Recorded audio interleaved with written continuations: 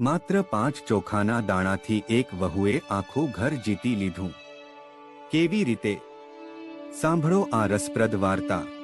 એક નગરમાં એક ખૂબ જ ધનિક અને બુદ્ધિશાળી શેઠ રહેતા હતા। તેમને 4 દીકરા હતા અને ચારે પરણી ગયેલા હતા।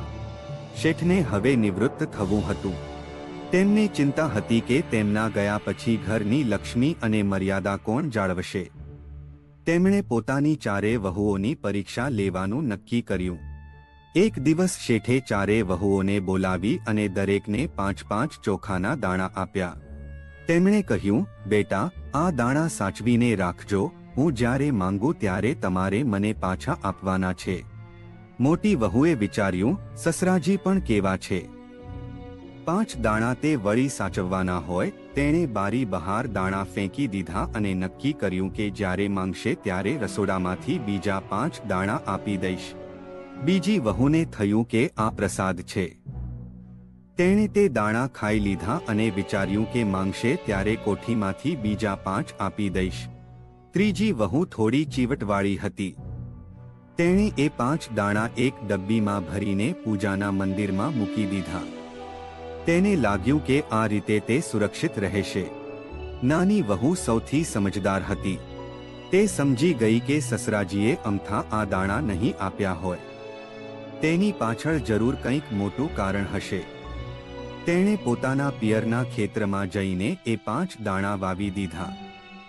સમય જતાં એ 5 દાણામાંથી છોડ ઉગ્યા અને તેમાંથી બીજા અનેક દાણા મળ્યા। તેણે દર વર્ષે આ પ્રક્રિયા ચાલુ રાખી। 5 વર્ષ પછી શેઠે ફરી ચારે વહુઓને બોલાવી અને પેલા 5 દાણા માંગ્યા। પહેલી અને બીજી વહુ રસોડામાંથી 5 દાણા લઈ આવી। શેઠ સમજી ગયા કે આ લોકોમાં બેદરકારી છે।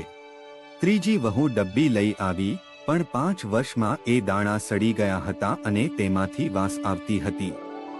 શેઠે જોયું કે આ વહુ માત્ર સંગ્રહખોર છે, તેને વૃદ્ધિ કરતા નથી આવડતું। જ્યારે નાની વહુનો વારો આવ્યો ત્યારે તેણે કહ્યું, સસરાજી, એ દાણા લાવવા માટે તો તમારે ગાડા મંગાવવા પડશે, કારણ કે એ 5 દાણા હવે 500 મણ અનાજ બની ગયા છે। શેઠ ખૂબ ખુશ થયા। તેમણે ઘરની તિજોરીની ચાવીઓ નાની વહુને સોંપી દીધી। જીવનમાં નાની તક કે વસ્તુને પણ જો સમજી વિચારીને વાપરવામાં આવે તો તે ભવિષ્યમાં મોટું ફળ આપે છે। સાચવણી કરતાં પણ સંવર્ધન વધુ મહત્વનું છે। જો તમને આ પ્રેરણાદાયક વાર્તા ગમે તો વિડિયો લાઈક કરો, શેર કરો અને ચેનલ સબસ્ક્રાઇબ કરવાનું ભૂલશો નહીં।